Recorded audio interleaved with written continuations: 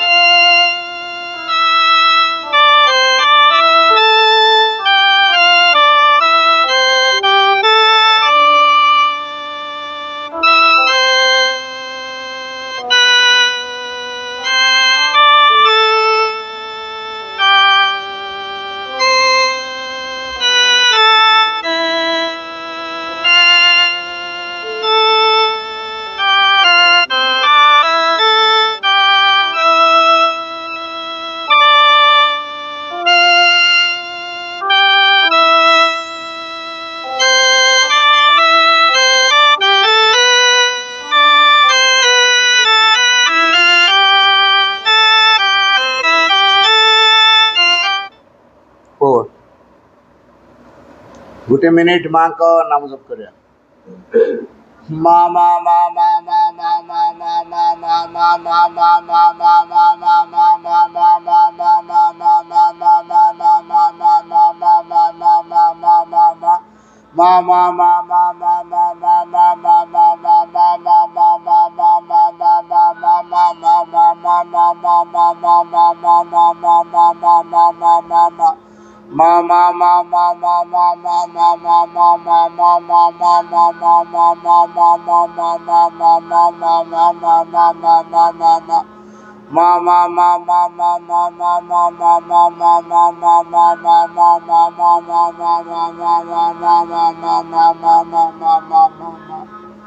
Over आनंदमयी चैतन्यमयी सत्यमयी परमे सत्यमयी परमे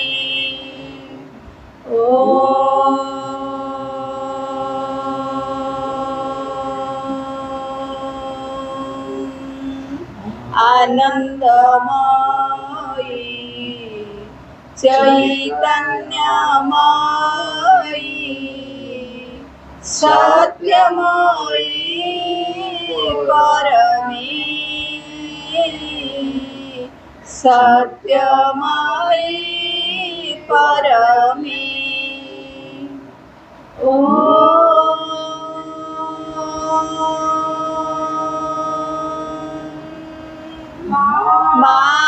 मामीरा शरणं मम श्री अरविन्द शरणं मम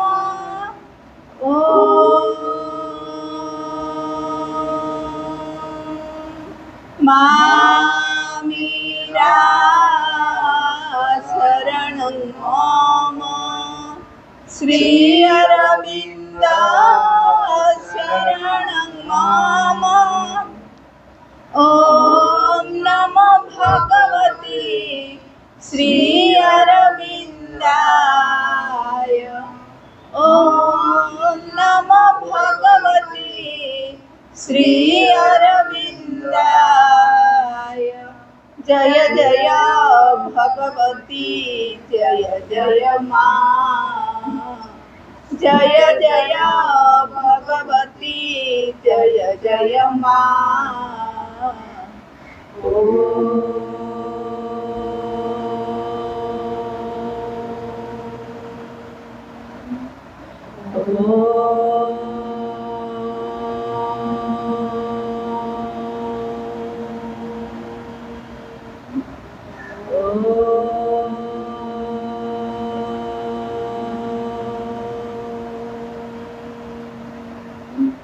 माँ दुर्गा स्तोत्र।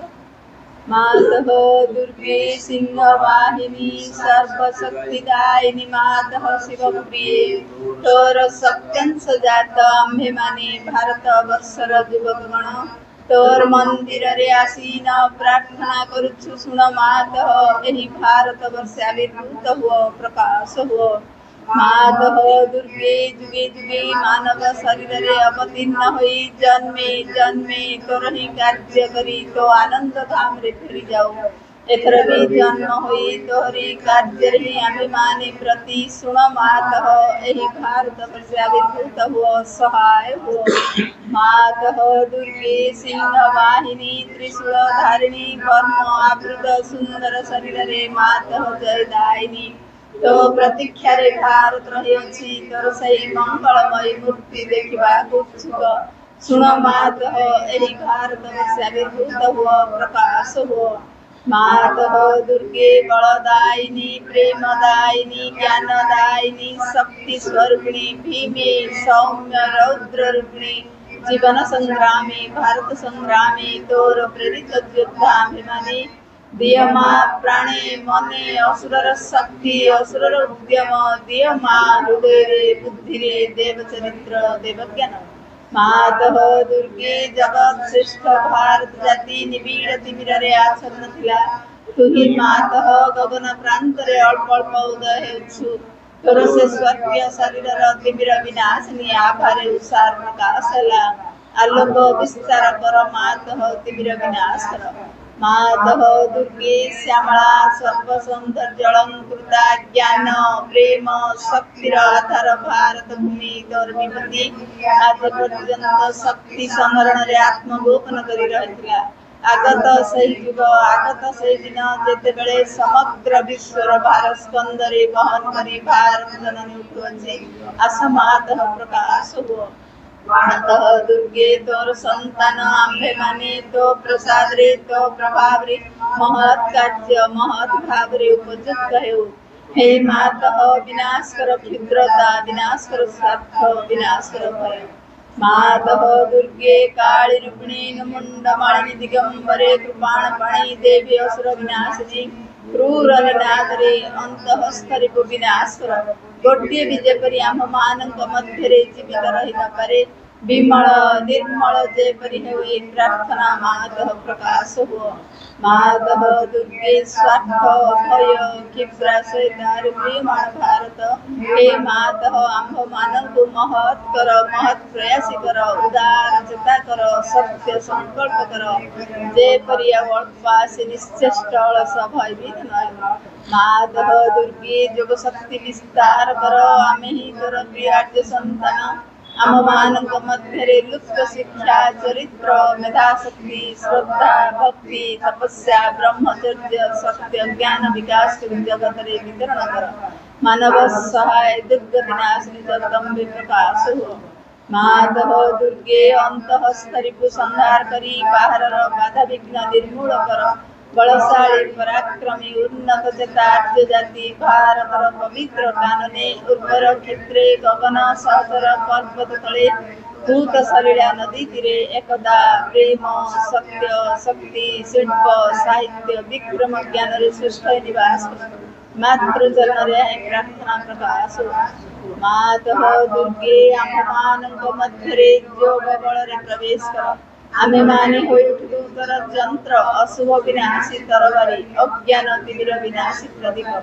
हे मातः भारतर युवक गणंकर एही वासना पूर्ण कर। जंत्री होई यंत्र चलाओ अशुभंत्री होई तरबारी घुराओ ज्ञान दीप्ति प्रकाश होई प्रदीप धर प्रकाश हो। मातः दुर्गे तते पाइले विसर्जन करिबु नाही ଶ୍ରଦ୍ଧା ଭକ୍ତି ପ୍ରେମର ଡୋରରେ ବାନ୍ଧି ରଖିବୁ। ଆସ ମାତଃ ଆମମାନଙ୍କ ମନ ପ୍ରାଣ ଶରୀରରେ ପ୍ରକାଶ ହୁଅ।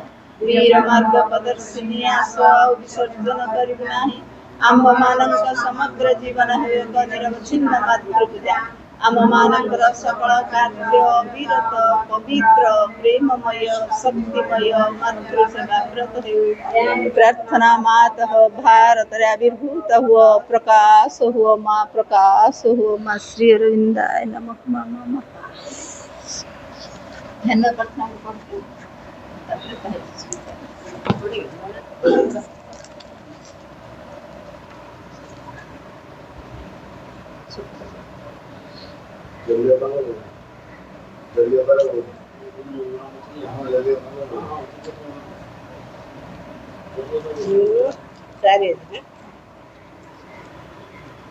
ଜୁନ୍ 4, 1914।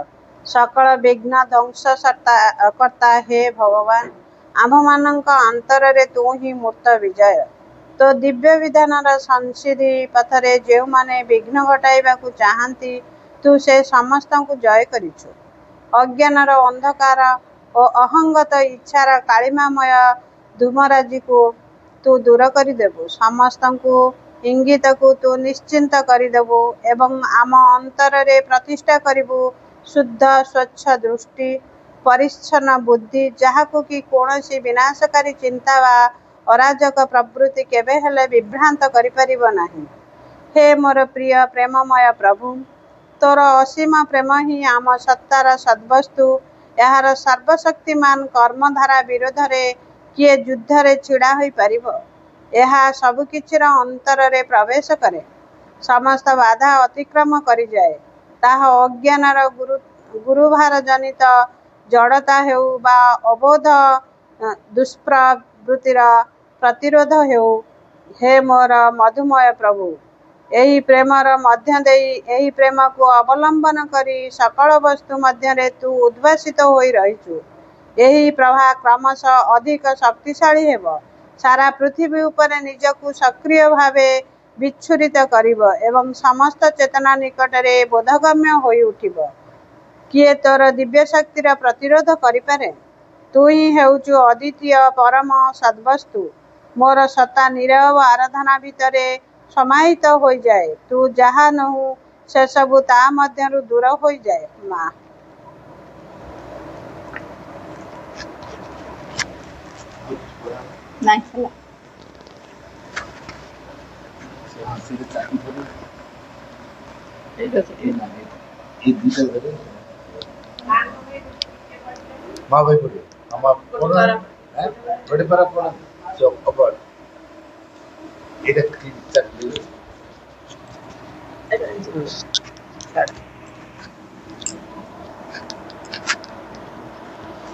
କୋଉଟା ପଢ ହୁଏ?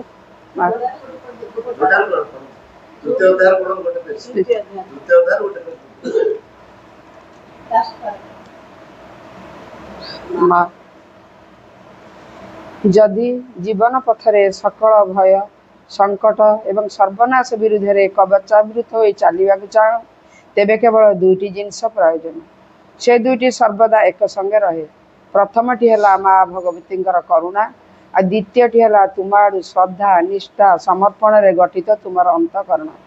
ତୁମର ଶ୍ରଦ୍ଧା ହେବା ଉଚିତ ଶୁଦ୍ଧ, ସରଳ ଏବଂ ପୂର୍ଣ୍ଣ। ମନ ଓ ପ୍ରାଣର ଅହମାତ୍ମକ ଶ୍ରଦ୍ଧା, ଯେଉଁ ଶ୍ରଦ୍ଧାକୁ ଉଚ୍ଚାଭିଳାଷ, ଗର୍ବ, ଆତ୍ମାଭିମାନ, ମନର ଦମ୍ଭ, ସ୍ୱେଚ୍ଛାଚାରିତା, ବ୍ୟକ୍ତିଗତ ଦାବି, ନିମ୍ନ ପ୍ରକୃତିର ସକଳ ତୁଚ୍ଛ ତୃପ୍ତିର କାମନା କଳୁଷିତ କରି ରଖିଛି, ସେ ଶ୍ରଦ୍ଧାର ଅନୁନ୍ନତ ଧୂମାଚ୍ଛନ୍ନ ଶିଖା ସ୍ୱର୍ଲୋକ ଦିଗରେ ଊର୍ଦ୍ଧ୍ୱକୁ ପ୍ରଜ୍ୱଳିତ ହୋଇ ଉଠେ ନାହିଁ। ମନେ ରଖ, ଭାଗବତ କର୍ମ ଓ ଭାଗବତ ଅଭିବ୍ୟକ୍ତିରେ ସାହାଯ୍ୟ ନିମିତ୍ତ ତୁମକୁ ତୁମର ଜୀବନ ଦିଆହେଇଛି।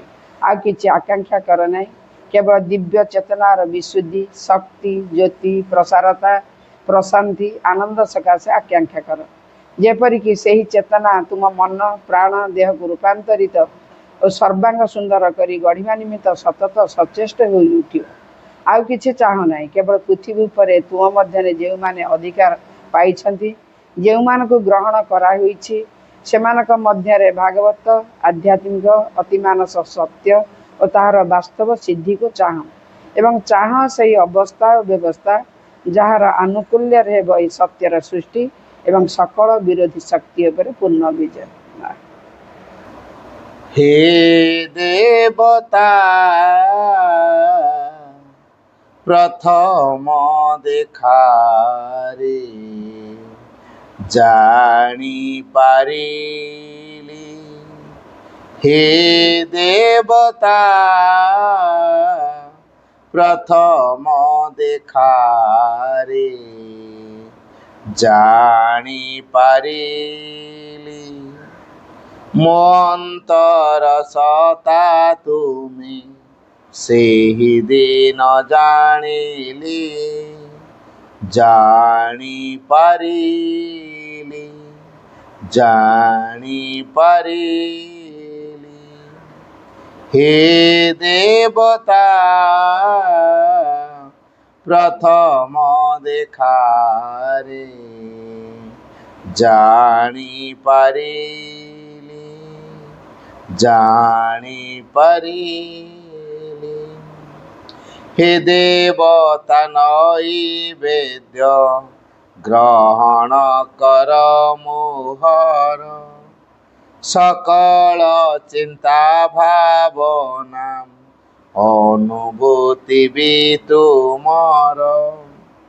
ପ୍ରତ୍ୟେକର କତ ବିନ୍ଦୁ ପ୍ରଭୁ ସିନା ତୁମରି, ପ୍ରତ୍ୟେକର କତ ବିନ୍ଦୁ ପ୍ରଭୁ ସିନା ତୁମରି, ପ୍ରତ୍ୟେକର କତ ବିନ୍ଦୁ ପ୍ରଭୁ ସିନା ତୁମରି।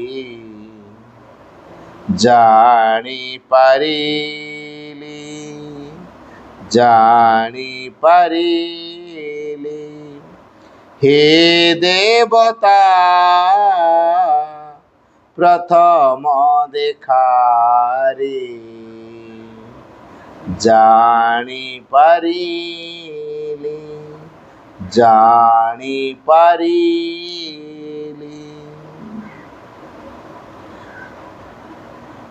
ଏକାନ୍ତେ ତୁମରି ମୋହି ଦ୍ୱିଧା ବା ସଂକୋଚ ନାହିଁ, ଯାହା ଚାହିଁବ ତାହା ବି, ଯାହା ଦେବ ତାହା ନେବି। ଜୀବନ ମରଣ ପଛେ ବରଣ ମୁଁ କରିଲି, ଜୀବନ ମରଣ ପଛେ ବରଣ ମୁଁ କରିଲି, ଜୀବନ ମରଣ ପଛେ ବରଣ ମୁଁ କରିଲି। ଜାଣିପାରିଲି, ଜାଣିପାରିଲି। ହେ ଦେବତା ପ୍ରଥମ ଦେଖାରେ ଜାଣିପାରିଲି, ଜାଣିପାରିଲି। ଦେବ ସୁଖ ଦୁଃଖ ଯାହା ଆନନ୍ଦରେ ନେବି ତାହା, ତୁମର ଏ ଅବଦାନ ମୋ ପାଇଁ ସ୍ୱର୍ଗୀୟ ଦାନ। ସର୍ବଶ୍ରେଷ୍ଠ ଆନନ୍ଦ ସେ ଦେବ ମୋତେ ଜାଣିଲି, ସର୍ବଶ୍ରେଷ୍ଠ ଆନନ୍ଦ ସେ ଦେବ ମୋତେ ଜାଣିଲି, ସର୍ବଶ୍ରେଷ୍ଠ ଆନନ୍ଦ ସେ ଦେବ ମୋତେ ଜାଣିଲି। ଜାଣିପାରିଲି, ଜାଣିପାରିଲି। ହେ ଦେବତା ପ୍ରଥମ ଦେଖାରେ ଜାଣିପାରିଲି, ଜାଣିପାରିଲି। ମୋ ଅନ୍ତର ସତା ତୁମେ ସେହି ଦିନ ଜାଣିଲି, ଜାଣିପାରିଲି, ଜାଣିପାରି। प्रणाम are the lotus feet of the divine mother. करुणामयी माँ परम प्रभु श्री अरविंद उपस्थित समस्त मातृ संघ आमे समस्ते माँ सिंह भल पाऊँ हेले माँ सिंह आम कौन के प्रश्न करदी आम माँ सिंह को भल पाऊँ माँ श्री अरविंद को भल पाइबार प्रमाण आम केमी दू प्रकृत में जे आम माँ को भल पाऊँ ता प्रमाण कौन माँ इच्छा को जिते बड़ पर्यटन जिते कष्ट हेले भी जैसे इच्छा को पूरण करने सर्वदा प्रस्तुत होता जाना माँ को भल पाऊँ। एक द्वितीय कथा सकल परिस्थिति नीरव रही पार्छु कि शांत रही पार्छु कि एटा ता द्वितीय प्रमाण। जदि तुम यथार्थ रे भगवान को भल पाओ तेरे शांत और नीरव रही यार प्रमाण दियो एटा माँ बाणीटा मो मन कहूनी जदि तुम यथार्थ रे भगवान को भल पाओ तेरे शांत और नीरव रही यार प्रमाण दियो। तेणु अनेक आपण चाहते माँ काम हो आ किसी लोग थे विरोध करेंगे माँ का करदेवे संघर्ष हम ना ना आपण भर रिएक्शन प्रतिक्रिया हो कि नहीं तेना प्रतिक्रिया तो अस्थिरतार लक्षण प्रतिक्रिया तैयारी होची माने भीतर अस्थिरता अच्छी तेणु जो कहला सकल परिस्थिति स्थिर रहा शांत रहा नीरव रहा ताल जाकि माँ को भल पाऊँ बोली प्रमाण मिल हो पारनी ताले ए बुझा पड़ी कौन मु निज को निज अधिक अधिक प्रस्तुत हेबी गोटे कथा भाई भाई मान मन रखा ता माने न जो मुझे सारे माँ कि माँ काम करी एटा कि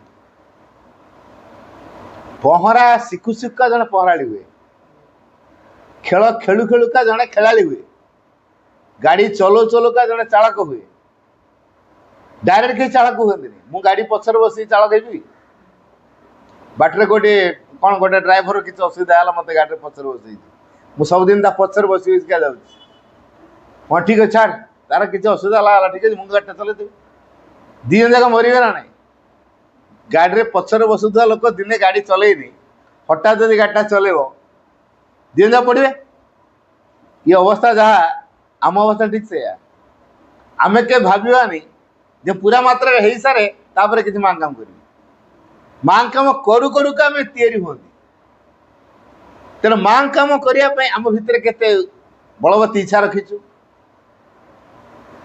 आम जदिव आम गोटे भल सुजोग अच्छी कौन ना आम श्री अरविंद समाधि कंटाक्ट बराबर आया बड़ सुजोग आ किसी कथा नहीं हेले कौन हम माँ श्री अरविंद जो संकल्प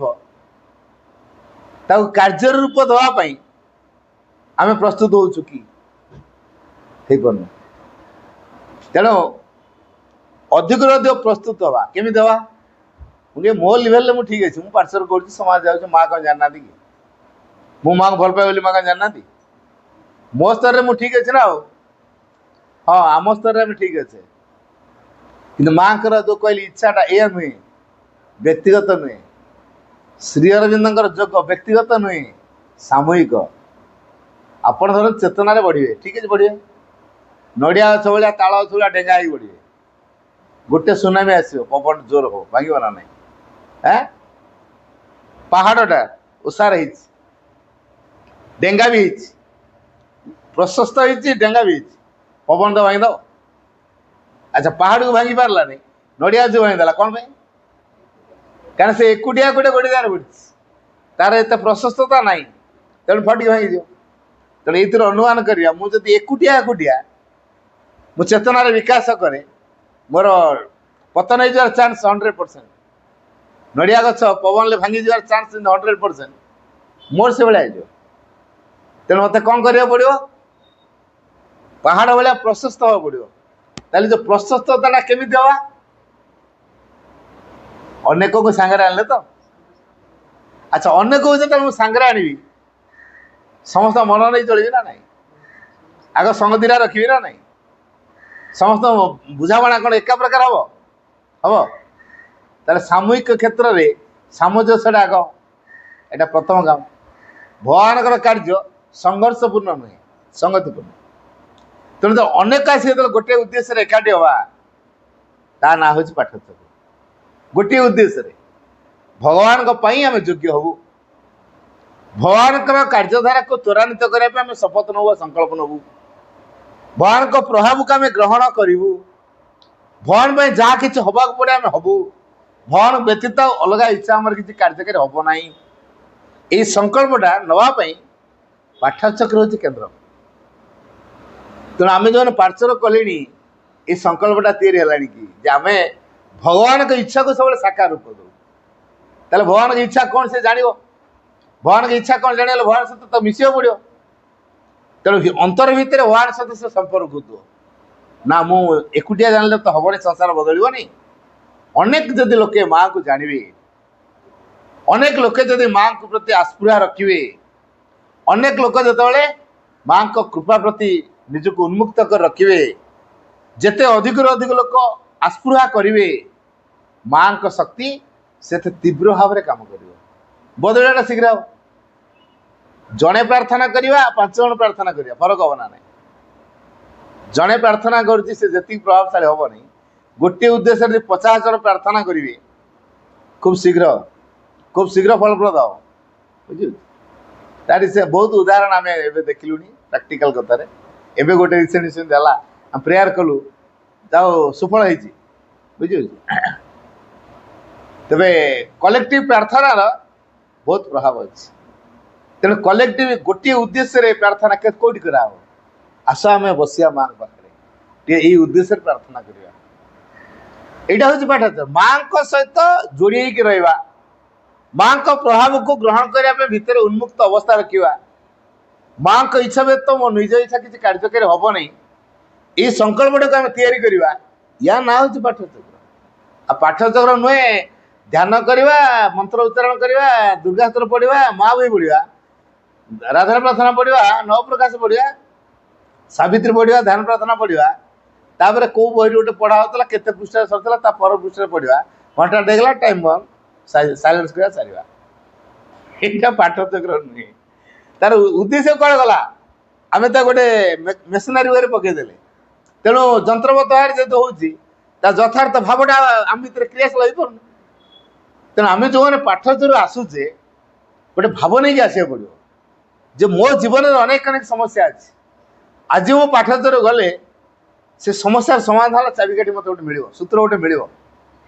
ଯିଏ ଭାବନା ନେଇକି ଆସିଥିବ, ବାସ୍ତବରେ ଶ୍ରୀ ଅରବିନ୍ଦଙ୍କର ହଉ ବା ମାଆଙ୍କର ହଉ, କୌଣସି ନା କୌଣସି ଗୋଟେ ବାଣୀ ତା ଜୀବନକୁ ବଦଳେଇ ଦେବ, ମିଳିଯିବ ତା ପାଇଁ। କି ସେ ଭାବ ନେଇକି ଜଣେ ଆସିଥିଲେ ତ। ତେଣୁ ଆମେ ଅନେକଙ୍କୁ ପାଠଚକ୍ରରେ ଆହ୍ୱାନ କରିବା ଦରକାର। କାହିଁକି? କେତେବେଳେ କେଉଁଠି ତା ଜୀବନର ଗୋଟେ ଲାଇଫ୍ ପଏଣ୍ଟ, ଗୋଟେ ସୁଯୋଗ ହବ, ଟର୍ଣ୍ଣିଂ ପଏଣ୍ଟ ହେଇଯିବ, କହିହେବନି। ହେଲା, ମାନେ ଆମେ ସମସ୍ତଙ୍କୁ ଯେହେତୁ ଡାକିଛୁ, କେତେବେଳେ ନା କେତେବେଳେ କେଉଁଠି ନା କେଉଁଠି ଗୋଟେ ମା କିମ୍ବା ଶ୍ରୀଙ୍କର ବାଣୀ ତା ଜୀବନକୁ ବଦଳେଇ ଦେବ। ମୁଁ ତାର ଗୋଟେ ଉଦାହରଣ ଦେଉଛି। ଜଣେ ବଡ଼ ଶିଳ୍ପପତି, ତାଙ୍କର ଆନ୍ତର୍ଜାତିକ ସ୍ତର ବେପାର, ସିପିଂରେ କାରବାର, ଜାହାଜ। ତାଙ୍କର ଗୋଟେ ଜାହାଜ ବୁଡ଼ିଗଲା।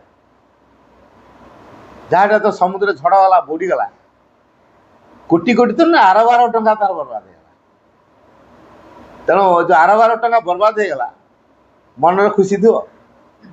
କ'ଣ ରାଧିକା, ଚାର ଆରବାର ଟଙ୍କା ପଳେଇଲା, ଜାହାଜ ବୁଡ଼ିଗଲା, ତା ମନରେ ଖୁସି ରହିବ? ଖୁସି ରହିଲାନି, ବଡ଼ ଭାଙ୍ଗି ପଡ଼ିଥାନ୍ତି।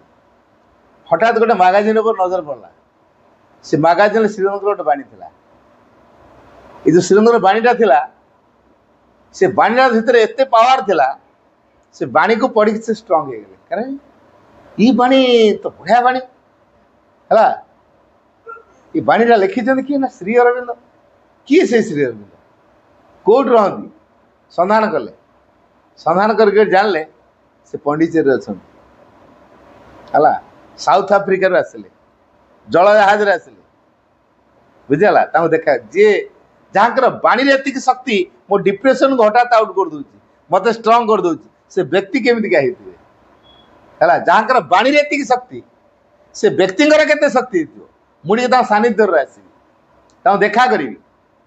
ହେଲା, ଦରକାର ପଡ଼େ ତାଙ୍କରି ପାଖରେ ମୋ ଜୀବନକୁ ପୁରା ଉତ୍ସର୍ଗ କରିବି। ତାହେଲେ ମୋ ଜୀବନ ସାର୍ଥକ ହେଇଛି। ଭାବନା ନେଇକି ଆସିଲେ, ଜଳଜାହାଜରେ ଆସିଲେ।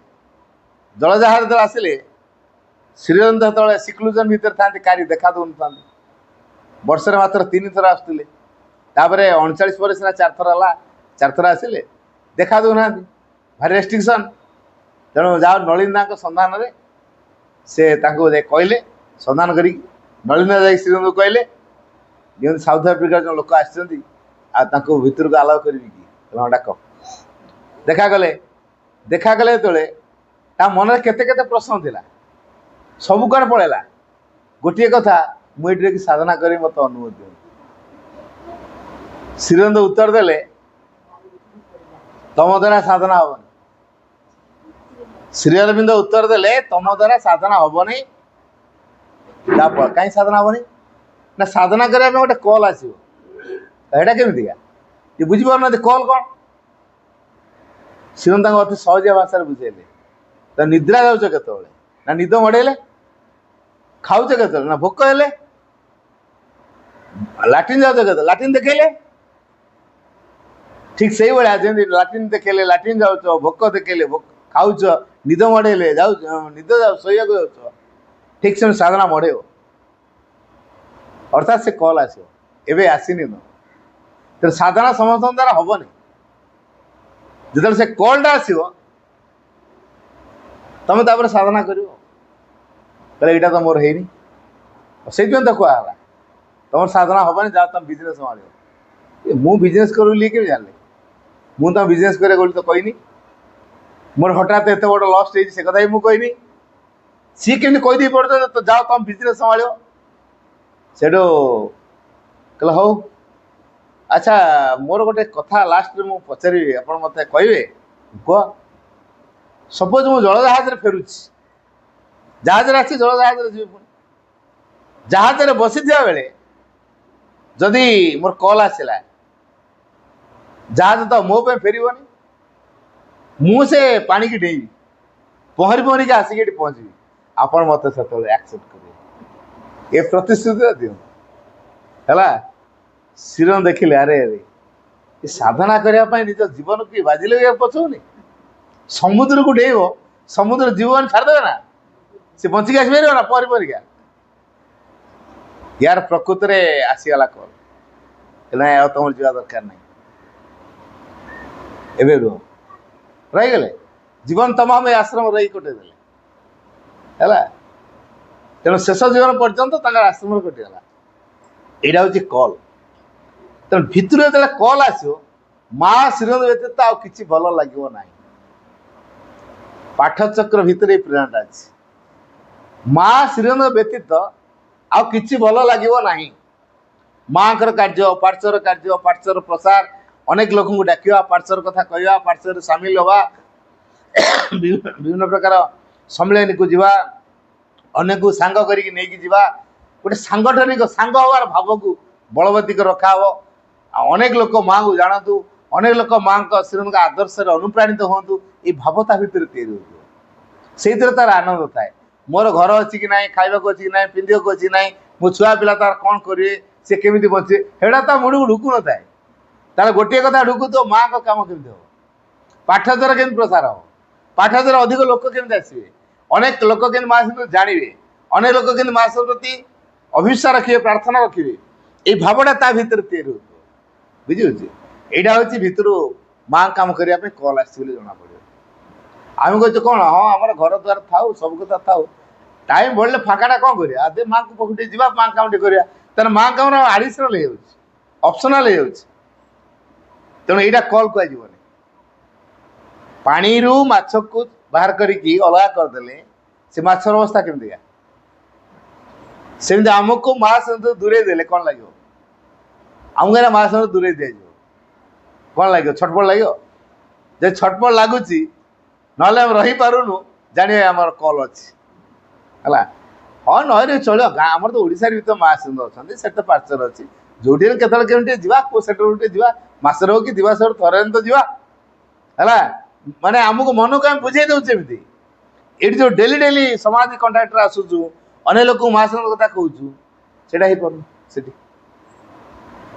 ତାପରେ ଆମେ ଯୋଉ ଜାଗାରେ ରହୁଛୁ ତା ପରିସର ଯଦି ମାତୃଚେତନା ନ କରାଯାଏ, ଆମେ କେମିତି ରହିବୁ?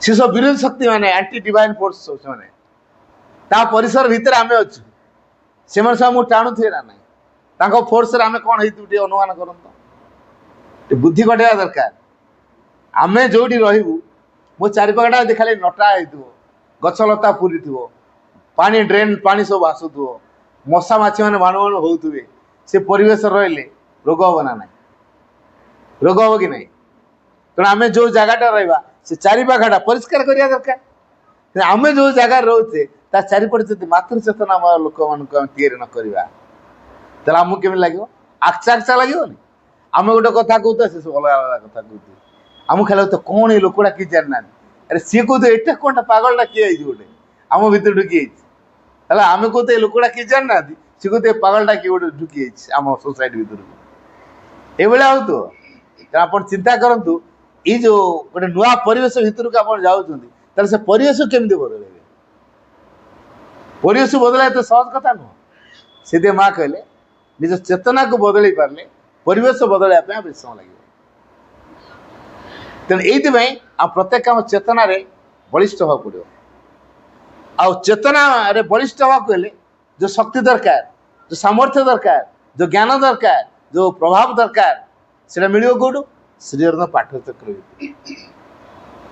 ପ୍ରତିଦିନ ମାଙ୍କର ବାଣୀ ଶ୍ରୀଅରବିନ୍ଦ ବାଣୀ ଆମକୁ ପଢିବାକୁ ପଡିବ ଖାଲି ଆମେ କ'ଣ କହୁଛୁ କି ଗୋଟେ ଯାନ୍ତ୍ରିକ ହାରେ ପଢୁଛୁ ପଢା ସେମିତି ନୁହଁ ପାଠଚକ୍ରରେ ମାଙ୍କ ବାଣୀ ପଢିବା ଗୁଡ଼େ ବାଣୀ ପଢିବା ପାଇଁ କୁହାହଉନି ଗୋଟେ ପେଜ ପଢନ୍ତୁ ନା ସେ ଗୋଟେ ପେଜକୁ କନସେନ୍ଟ୍ରେଟ କରନ୍ତୁ ଦିନ ସାରା କ'ଣ ହେଲା ମୋର ଏଇଟା ହଉଛି ନା ନା ଏଇଟା ହଉଛି ନା ନା ଏଇଟା ହଉଛି ନା ନା କେମିତି ହବ କ'ଣ ହବ ମୁଁ ଏଇଟା କେମିତି କରିବି ଭାବନ୍ତୁ ଭାବନ୍ତୁ ଭାବନ୍ତୁ ଏକାଗ୍ର ହୁଅନ୍ତୁ ତେଣୁ ଯୋଉଟାକୁ ପଢିଲେ ତା ସହିତ ଆମକୁ ଏକାଗ୍ର ହେବାକୁ ପଡ଼ିବ ଯୋଉ ବାଣୀ ଗୋଟିଏ ବାଣୀ ପଛକୁ ସେଟାକୁ ଏକାଗ୍ର ଯଦି ଏକାଗ୍ର ହେଲେ ମା ସେ ବାଣୀ ଗୁଡେ ସବୁ ଶକ୍ତି ରୂପରେ ବ୍ୟବହାର କରିଥାନ୍ତି ସେ ହିତ ଉପଦେଶ ନୁହଁ ଯଦି ଆମେ ଏକାଗ୍ର ହେଇପାରିଲେ ତାହେଲେ ମା ଯୋଉ ଶକ୍ତି ରୂପରେ ତାକୁ ବ୍ୟବହାର କରୁଥିଲେ ଆମେ ସେ ଶକ୍ତିକୁ ଉପଲବ୍ଧି କରିପାରିବା ଯଦି ଆମେ ଏକାଗ୍ର ହଉନୁ ବାଣୀରେ ଖାଲି ପଢି ଚାଲିଛୁ ସ୍କୁଲରେ ଯେମିତି ବହି ପଢନ୍ତି ପେପର ଯେମିତି ପଢନ୍ତି ହେଲା ନ୍ୟୁଜ ଯେମିତି ପଢୁଛନ୍ତି ଆମେ ବା ସେମିତି ଖାଲି ପଢି ଚାଲୁ ଅକ୍ଷର ଚିହ୍ନିଛୁ ପଢିଲୁ ହେଲା କିଛି ପ୍ରଭାବ ପଡିବନି ଅନେକ ସେୟା କରୁଛନ୍ତି ଯାନ୍ତ୍ରିକ ଭାବରେ ପଢୁଛନ୍ତି ଭିତରେ ପ୍ରଭାବ ହବନି ଦୀର୍ଘ 40 ବର୍ଷ 50 ବର୍ଷ ପାଠର କଲେଣି ହେଲେ ପ୍ରଭାବ ନାହିଁ କାହିଁକି ନାହିଁ ମେସିନାରୀ ୱେରେ ଯନ୍ତ୍ରବଦ୍ଧ ଭାବରେ ଚାଲିଛି ପଢା ଏମିତି ଯଦି ପଢା ଚାଲିଥିବ ଖାଲି ପରିବର୍ତ୍ତନ ଆସିବ ନାହିଁ ଯୋଉ ଗୋଟାଏ ବାଣୀ ପଢିବେ ତା କନସେନ୍ଟ୍ରେଟ୍ କରିବେ କ'ଣ କୁହାଗଲା ମୋ ଲାଇଫ୍ ସହିତ ୟାର ସମ୍ପର୍କ କ'ଣ ଅଛି ମୁଁ ତାକୁ କେତେ ମୋର ଜୀବନ ଲିଭେଇଛି ଯଦି ଲିଭେଇ ପାରୁନି ତାହେଲେ ଅସୁବିଧାଟା ମୋର କୋଉଠି ଅଛି ମୁଁ ତାକୁ କେମିତି ଭାବରେ ମୋ ଭିତରେ କେମିତି ପ୍ରଭାବ ପକେଇ ପାରିବି ଏ ବାଣୀ ମୋତେ କେମିତି ଶକ୍ତି ଦେବ ଏ ବାଣୀ ଦ୍ୱାରା ମୋ ଚେଞ୍ଜ କ'ଣ ହବ ମୁଁ କେମିତି ତାର ଚେଞ୍ଜର ବାଟ ଖୋଲିବି ସେଠୁ ସେ ଚିନ୍ତା କରିବ ତେଣୁ ପାଠଚକ୍ର ଭିତରୁ ମୁଁ ଶକ୍ତି ନିଏ ମହୁଫଣାରେ ମହୁମାଛି କ'ଣ କରିଥାଏ ବିଭିନ୍ନ ଫୁଲରୁ ସେ ମହୁକୁ ସଂଗ୍ରହ କରି ଆଣି ଗୋଟେ ଜାଗାରେ ରଖେ ସେ ଖାଏ ମହୁ ଫଣାରେ ମହୁ ସଂଗ୍ରହ କରି ଫଣା ବନେଇଦେଲା କିନ୍ତୁ ସେ ନିଜେ ଖାଏ କି ସିଏ ତାର ଉଡ଼ିକି ପଳେଇବ ତାପରେ ଅନ୍ୟ ଲୋକ ଖାଇବେ କେଡ଼େ ଉପକାରୀ ଦେଖନ୍ତୁ ଏତେ ମେହନତ କରିକା ସେ ମହୁକୁ ସଂଗ୍ରହ କରିକି ଆଣିଥିବ କେଡ଼େ ସୁନ୍ଦର ଫଣାଟେ ବନେଇଥିବ କିନ୍ତୁ ସେଇ ଫଣାର ମହୁକୁ ସିଏ ଖାଇବ ଅନ୍ୟମାନ ପାଇଁ ସେ କେତେ ମେହନତ କରୁଛି ପାଠଚକ୍ର ମା ସେ ଯୋଉ ଶକ୍ତି ଭରି ଦେଇଛନ୍ତି ସେ ହଉଛି ଗୋଟେ ଫଣା ଆମେ ତା ଭିତରେ ମହୁକୁ ନବା ହେଲା ତେଣୁ ଆମେ କେ ପାଠଚକ୍ର ଆମ ସେ ଶକ୍ତିର ଉତ୍ସ ଜ୍ଞାନର ଉତ୍ସ ସଂଗତିର ଉତ୍ସ ଶାନ୍ତିର ଉତ୍ସ ପ୍ରେମର ଉତ୍ସ କେଉଁ ଅନୁଭବ କରିଛୁ କରିବା କଥା ଗୋଟେ ପାଠଚର ସେ ଅପା ମତେ ବାଧ୍ୟ ହେଇକି କହିଲେଣି ହଁ ଦେ ଗୋଟେ କରିବା କଥା କାଟିବନି ପାଖରେ ରହିଛନ୍ତି ଏତେ ଥର କହିଲେଣି ଆଉ କ'ଣ କରିବା ହଉ ତାହେଲେ ଆସ କରିବା ଆଜି ଏତେ ଥର କହିଲେଣି ଆଉ କ'ଣ କରିବା କଥା କାଟି ପାରୁନୁ ତ ଆମର ଏମିତି ରହିଛି ନା ନାଇଁ ଆଉ କଥା କାଟି ପାରୁନୁ ତେଣୁ ଆସ କହିଲନି ଯେତେବେଳେ ଆସ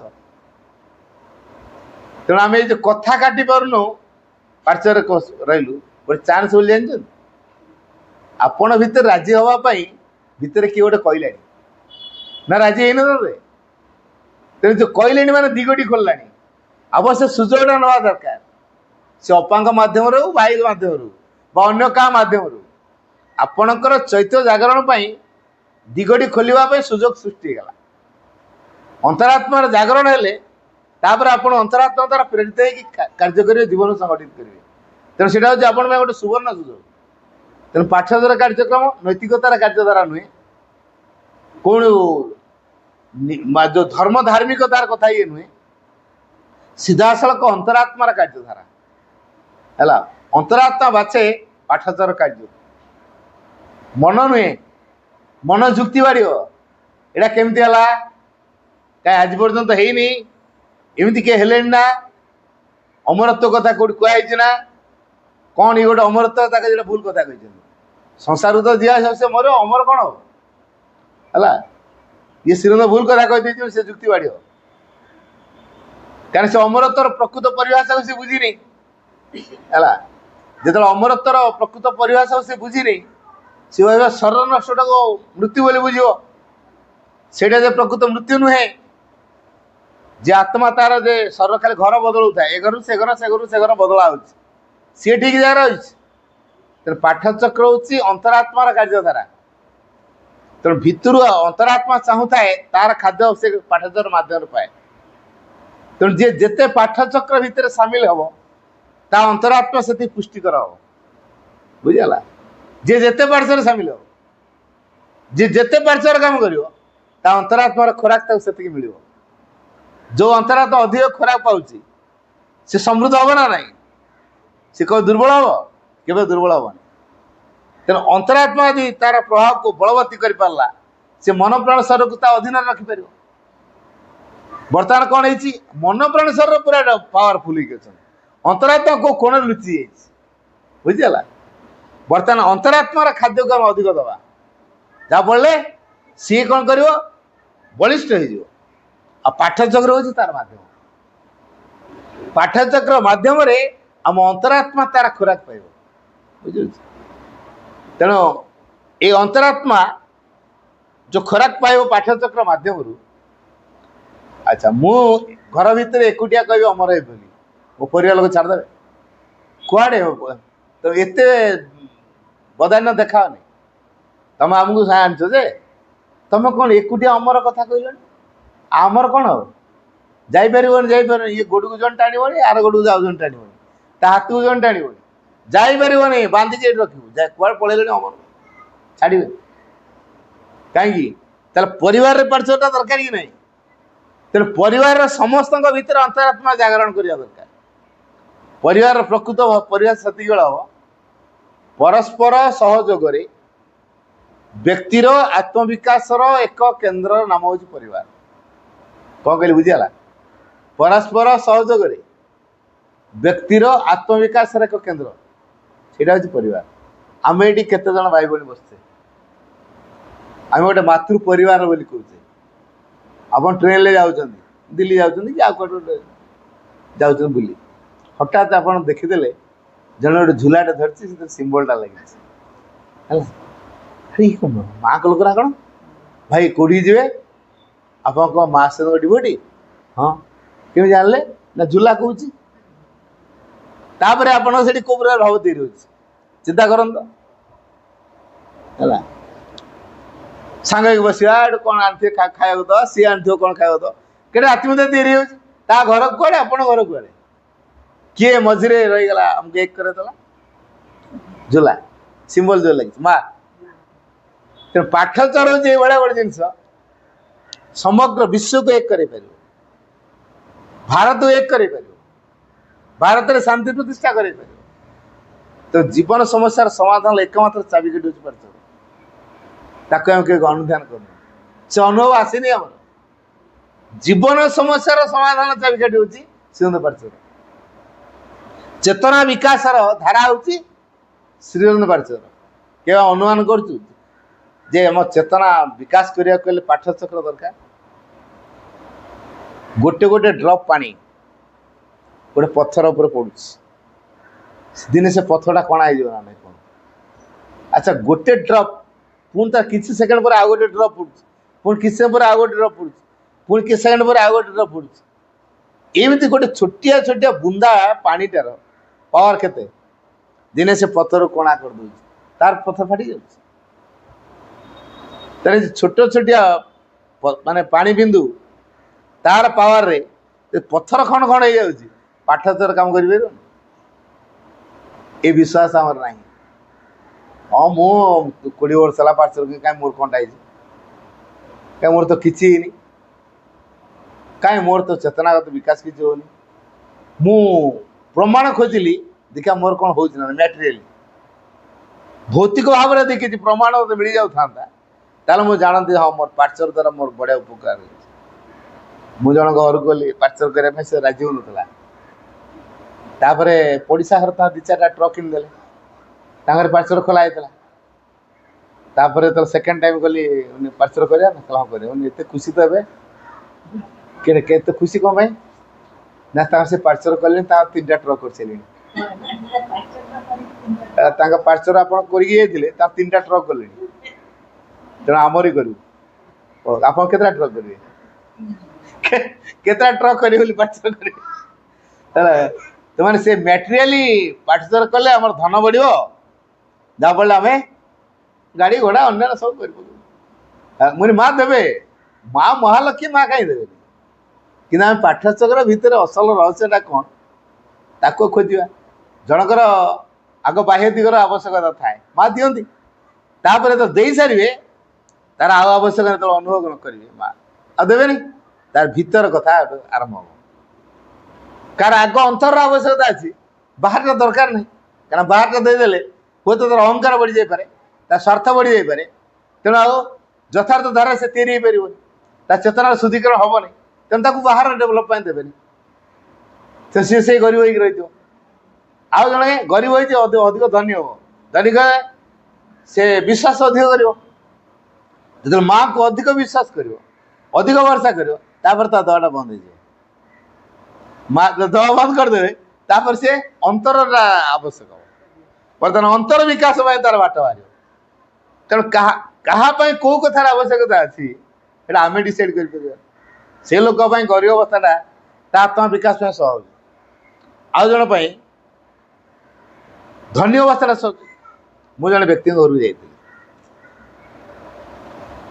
ମୁଁ ଦେଖେ ସେ ପିଲାଟିକୁ ସବୁବେଳେ ଦେଖେ, ସବୁ ବର୍ଷ ଯାଏ, କିନ୍ତୁ କେବେ କହୁନଥିଲି। ଆଉ ଦିନେ ଏମିତି ସମୟ ଆସିଲା, ଏବେ ମୁଁ କହିଦେଲି, ବୋଲେ ଆପଣ ଭାବନ୍ତୁ ନା, କେବେ ମନ ଦୁଃଖ କରନ୍ତୁ, ପିଲାଟା ଏମିତି ହେଇଗଲା ସେମିତି ହେଇଗଲା ନା। ତାର ସାଇକିକ୍ ଗୋଟେ ଡିସିସନ୍ ନେଇକି ଆସିଛି, ସେ ଏଇ ଲାଇଫରେ ଏଇ ପ୍ରକାର ଅନୁଭୂତି ନେବ, ଆବନର୍ମାଲ ମାଇଣ୍ଡ ରହିବ। କିନ୍ତୁ ତାର ଗୋଟେ ଥାର୍ଡ ଆଇ କାମ କଲା ଭଳିଆ ସେ କରିପାରିବ। ଫ୍ରେଞ୍ଚ ଭାଷା ଲେଖି ପକେଇବ, ଫ୍ରେଞ୍ଚ ୱାର୍ଡ ସବୁ କହିପାରିବ।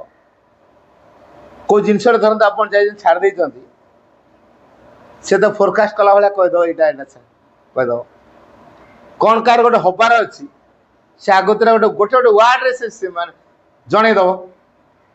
ତାର ଆଉ ଇନର ଦିଗଟା ବହୁତ ଡେଭଲପଡ୍ ଅଛି ହେଲା। କିନ୍ତୁ ଏଇ ଲାଇଫରେ ସାଇକି ଚାହୁଁଛି ଏଇ ଏକ୍ସପିରିଏନ୍ସଟା ନେବା ପାଇଁ। ଆଉ ଆପଣ ଭାବୁଛନ୍ତି ମୋ ପିଲା, ମୋ ମାଆଙ୍କୁ ଏତେ ଡାକିଲି, ଏତେ କଲି, ମୋ ପିଲାକୁ ଶେଷରେ ଏଇଆ କଲେ। ମାଆଙ୍କୁ ଡାକି ମୋର କ'ଣ ଫାଇଦା ନା, ତା ଅନ୍ତରାତ୍ମାର ସିଦ୍ଧାନ୍ତ ସେଇଟା। ତେଣୁ ସେଇ ଟାଇପ୍ର ହେଇଛି। ତେଣୁ ଆମ ପିଲା ପାଇଁ କ'ଣ ସିଦ୍ଧାନ୍ତ ନିଆହେଇଛି, ମା କ'ଣ ନେଇଛନ୍ତି, ବା ଅନ୍ତରାତ୍ମା ତାର କ'ଣ ସିଦ୍ଧାନ୍ତ ନେଇଛି ଆମେ କହିପାରିବା। କିନ୍ତୁ ପାଠଚକ୍ର ଧାରାକୁ ଆସିଲେ ଆମ ଅନ୍ତରାତ୍ମାର ଯାହା ସିଦ୍ଧାନ୍ତ ସେଇଟା ହିଁ କାର୍ଯ୍ୟକାରୀ ହେବ। ଯେତେବେଳେ ଅନ୍ତରାତ୍ମାର ସିଦ୍ଧାନ୍ତ କାର୍ଯ୍ୟକାରୀ ହେବ, এই ଅନ୍ତରାତ୍ମାର ସିଦ୍ଧାନ୍ତ ଅନୁସାରେ ଆମର ଜୀବନଚର୍ଯ୍ୟା ତିଆରି ହେବ ହେଲା, ଅନ୍ତରାତ୍ମାର ସିଦ୍ଧାନ୍ତ। ତେଣୁ ଏଇ ଅନ୍ତରାତ୍ମାର ଆବିଷ୍କାର ପାଇଁ, ଅନ୍ତରାତ୍ମାର ଜାଗରଣ ପାଇଁ ପାଠଚକ୍ର ହେଉଛି ଏକ ବଳିଷ୍ଠ ମାର୍ଗ ହେଲା। ଅନ୍ତରାତ୍ମାର ଜାଗରଣ, ଅନ୍ତରାତ୍ମାର ଖୋରାକ ପାଠଚକ୍ର ଭିତରୁ ମିଳିବ। ଆପଣ ଅଲଗା କେଉଁ ମନ୍ଦିରକୁ ଯାଆନ୍ତୁ, ବା ଯେତେ ଯଜ୍ଞ କରନ୍ତୁ, ବା ଯେତେ ପୂଜା କରନ୍ତୁ, ଅନ୍ତରାତ୍ମାର ପାଇଁ ସେଟା ଖୋରାକ ନୁହଁ ହେଲା। କିନ୍ତୁ ଶ୍ରୀଯନ୍ତ୍ର ପାଠଚର କରନ୍ତୁ, ସେଇଟା ହେଉଛି ଅନ୍ତରାତ୍ମାର ଖୋରାକ। ତେଣୁ ଯିଏ ଯେତେ ପାଠଚକ୍ରରେ ଯୋଗ ଦେଲା, ଯିଏ ଯେତେ ପାଠଚର ନିଜକୁ ସାମିଲ କଲା, ଜାଣିଥାନ୍ତୁ ସେତିକି ତା ଅନ୍ତରାତ୍ମା ସେ ଖୋରାକ ଦେଉଛି। ଯଦି ଆମ ଅନ୍ତରାତ୍ମାର ବଳିଷ୍ଠ ନହେଲା, ଚୈତ୍ୟ ସତ୍ତାଙ୍କର ବିକାଶ ନହେଲା, ତାହେଲେ ଆମେ କେମିତି ନିଜେ ତିଆରି ହେବା, କେମିତି ଆଉ ସମାଜକୁ ବଦଳେଇବା କେମିତି? तो आम जब माँ को भल पाचु कौन में भल पाइचु जदि पचरा जो आमको आम माँ को कौन में भल पा आम पिला भल पाठशाला पढ़े बड़ बड़ चाकरी करेंगे तापर आमर खाली फरेन ट्रिप हम है प्रचुर टंका मिल ना एटा कौन करूँ फरेन ट्रिप करूँ लाइफ टाक फुल दम एंजॉय करूँ लाइफ टा पूरा बिंदास है लाइफ टा बिंदास हवा क्या कौन हवा से डिसाइड करे माँ क्या लाइफ में कौटा आवश्यक अच्छे सबकि थी सबकि तुच्छ कर दे जन पलि आउ जन पूरा गरीब भर आसिक विराट धनी लग सारा पर पार्सल है तेणु कहाँ कौ प्रकार आवश्यकता अच्छी एटा आम डिसाइड कर तेणु पाठचक्र जो नियमित करू ता परिवार जो अचेतन पूर्ण कार्य करुवा व्यक्तित्व मैंने था भितर धीरे धीरे एटा छापा पकड़ है मु तार गोटे प्राक्टिकल कथा मोर गोटे सांग बाघर मत झील देखा डाकिला मु तो झील देखिपारे भाई कहना ना तो पाचर लोक ना तेनाली तुम माँ को पिला किए तुम ठहरे दी पार मुझे हौ देखा राउरकेलार गोटे झील देखा जाइलु निजर कार अच्छे से पलैलु आम झीटे बाछिदेलु झीटा बाछी से झील गोटे कॉलेज रे जस्ट लेक्चरशिप कर पिला इंजीनियर अच्छा मुझे झीटा भल झीटा कामिका झील आ माँ का लेक्चर जेहेतु होती कथबार्ता जना पड़ा माँ के प्रति रख पचारे कथा होगा मुझे देख तुम जहाँ बह कर सी जन इंजीनियर तुमको मुझे बाछुची मोर पसंद है तुम गले माँ को पाठचर कर परिवार मेरुदंड हो चाबिकाठी हो तुम तुम परिवार को सजाड़ तेना माँ को धारा तुम तैयारी गले परिवार गोटे बोली पुओ से मत डाक तू चल झील बाछू तुमको बाछिली ठीक सिलेक्टेड आसला ता बापा माँ गोटे जगह रही सी चाकरी करा गोटे जगह ये झीर इच्छा मो स्वामी पाखे रही झीर इच्छा मो स्वामी पाखे रही किंतु पिला खोजी ना मो बापा माँ सेवा टे कर दरकार ना मत कहला केमतिया कौन बाछी कौन कौन सिलेक्ट कर मत तो ये नवा चाहूना हाँ मुझे तुम व्यस्त हो ना तुम पाठचर कर पाठचर करने द्वारा तुम तो ज्ञान हो तार ये तुम मौसा मौसी ना तुम शाशु शशुर जी सी जो पाठचर आदर ने ना से सबू सुजोग तुमको देवे जेहेतु ना गोटे सोसाइटी लाइफ भीतर तुम अच्छ शाशु शशुर गोटे अच्छा से तुम ओवरटेक कर गले मन गोटे अशांति आसो तुम बाहर रही भी गोटे खुशी लाइफ तुम हम खुशी करने तुम पाठचक्र फ्रेम पकड़ पड़ो कहला मो शाशु पाठचर करेंगे कहीं करेंगे कहला से मो पाठचर घोर विरोधी बोले केमी मु तो पाठचर खोलिक आसती विरोध कर ना आसला बाहर विरोधी संध्या मु पाठचर आरंभ कला घंटा माड़ आरंभ हो से दुर्गा फटो दुर्गा मूर्ति रखिंट कृष्ण मूर्ति रखिंट घंटा जो थाली भाया जो बड़ घंटा नुह टाँ टाँ की बाड़े केत ठीक 6टा बेले पाठचर टाइम तापर शंख फुक गला शंख फुका के समय गला घंटा माड़ शंख फुकार गला 15-20 मिनट फुंकुथ गला घंटा बाड़ू गला सी कहला मुझे कि पाठचर करी तापर झगड़ा कर मो दुर्गा हाथ पड़े मो दुर्गा माँ कौन तुम तात्सल्य करुचु देख तुम शाशु को बदल कहले तुम शाशुर घंटा माड़ शंख फुका सरला शुणी शुणी का बड़ पाटे तुम दुर्गा स्तोत्र पढ़ो आ माँ बहर 6ठ अध्याय पढ़ो मु पर्टिकुलर कथा कहली माँ बहर 6ठ अध्याय आ दुर्गा स्तोत्र पढ़ो से कला कौन कौन मो दुर्गा माँ ना कौन कहूँ तो पाठचक्र माँ एत बढ़िया मो दुर्गा माँ खराब कही तो पूरा चढ़ी आसला मो पर आज्ञा कि दरकार नहीं मु भूल पढ़नी जहाँ बहर लेखाई पढ़ी मुझे भूल पढ़ी ठीक है बापा डाक बापा तो पाठ पढ़ी ना मु भूल पढ़ी कि से शुणे अच्छा कौन दिया से लेखाई सतरे पढ़ दिखा पढ़िया जाए से कौन पढ़ले दुर्गा हाथ पढ़ले किए पढ़ले शशुर महाशय पढ़ले कौटी पाठचक्र रागरे हो बा भलरे हो झगड़ा हो बर्तमान शाशुर कौन पढ़ले दुर्गा हाथ पढ़ले तापर माँ भी पढ़वा आरंभ है षष्ठ अध्याय से माँ स्वरूप कथा सब लिखाई महेश्वरी महाकाली महालक्ष्मी स्वरूपटा पूरा लिखाई सी के आद्या अदिति भगवान कर चेतना शक्ति भुवन भुवन अधिष्ठात्री देवी ये सब कथा लिखाई कौन मो दुर्गा माँ ठू तो माँ बहुत बड़ कल देख पढ़ाओ बापा कह पढ़े बापा ये पढ़ले माँ बही बर्तमान शशुर पढ़ुं माँ बही आ दुर्गा हाथर से तो बही जहाँ लिखाई से पढ़ी कहीं खाला घर रोज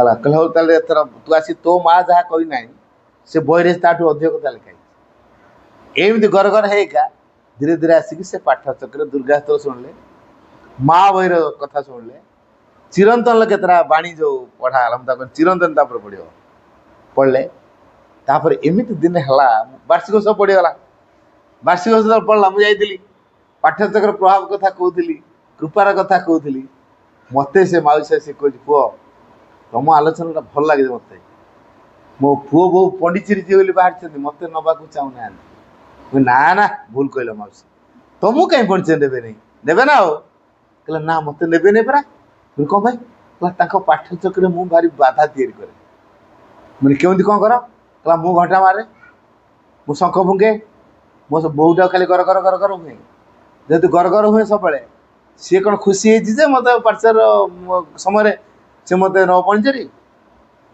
ना ना मु कहीदेवी तुम टे कहीदे से राजी तुम जीव तो हाँ जी ना बोले तुम माँ को तुम नौन पड़े तुम एकुटिया कौन दिन पढ़ो तुम माँ को नियो मो माँ कौन जीव तो पचार के पूरा गोड़ टेकिकी अच्छी माउसी तुम्हें कहला मान से पंचायत जीव परिवार सारा टिकेट कर चल परिवार सारा गले टिकेट है पंडिचेरी गले पंडिचेरी तो समाधिटा खाली देखाला खाली समाधि बारंबार मुंड बाड़ेला पंडिचेरी सप्ताह रही आसला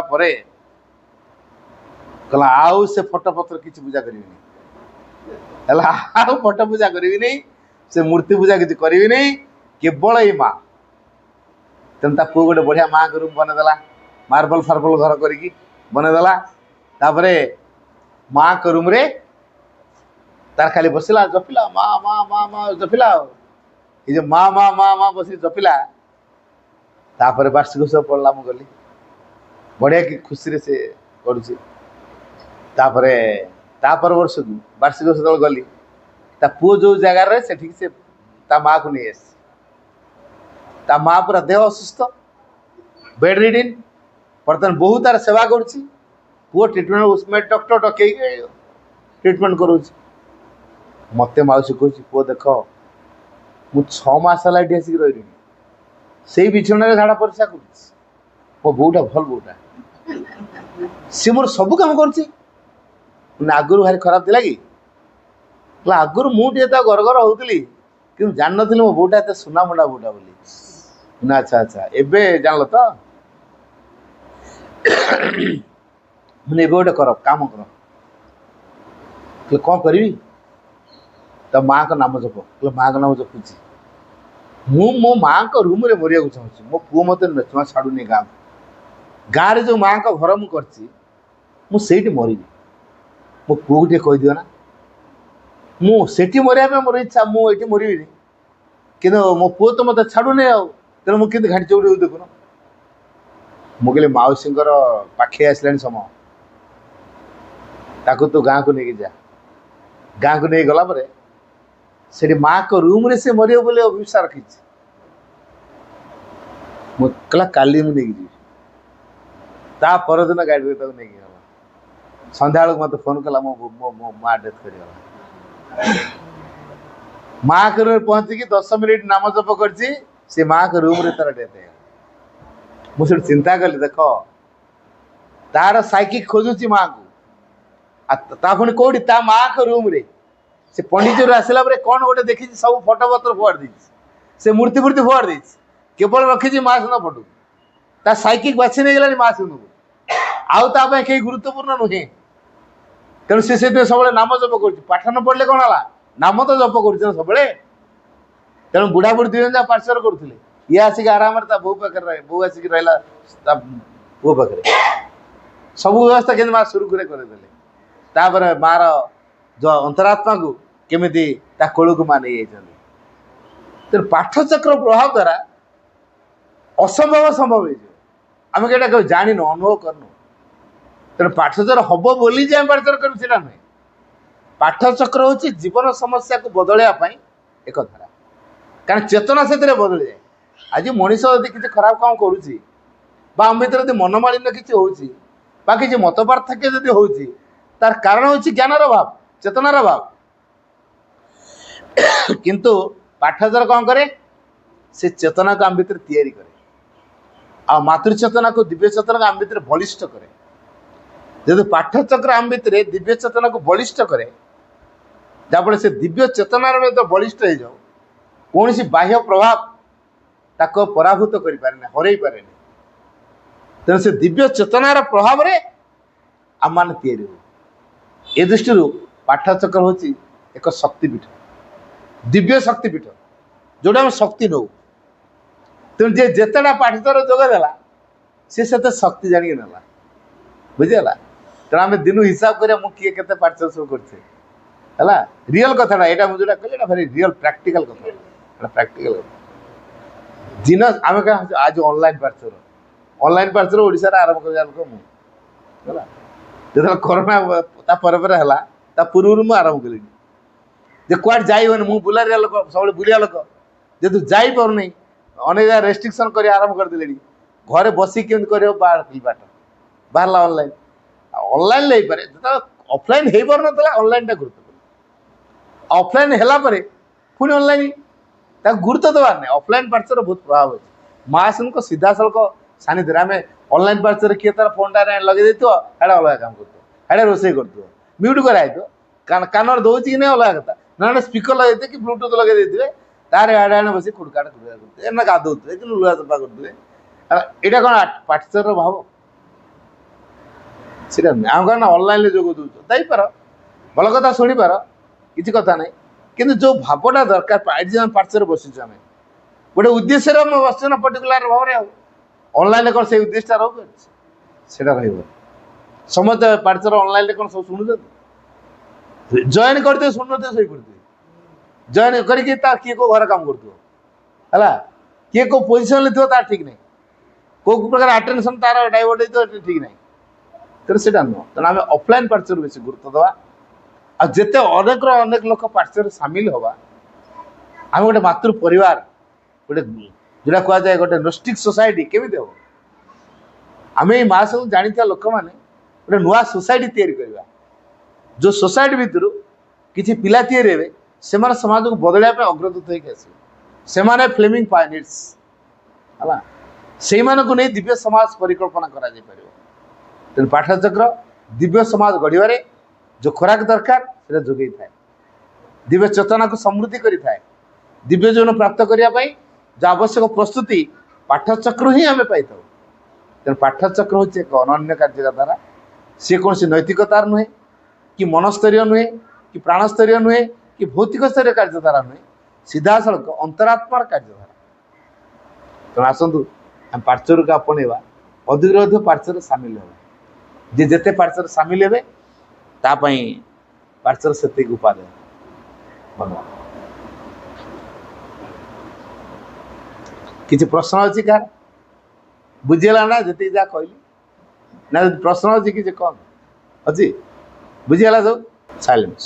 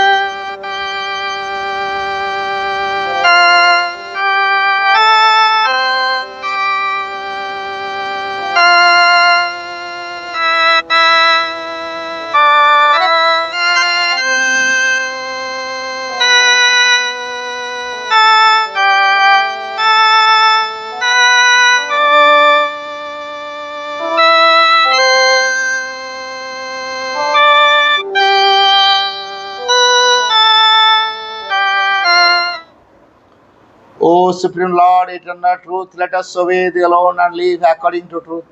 परमोच प्रभु सत्य नित्य त्वामेव केवलम अनुवर्ता महे सत्यम अनुजीवाम केवलम। हे परम प्रभु चिरंतन सत्य, आमे केवल तुमरे आज्ञाबह होई उठू और सत्यर विधान को आश्रय करी जीवन धारण करू। ओम आनंदमयी चैतन्यमयी सत्यमय परमे। ओम शांति शांति शांति।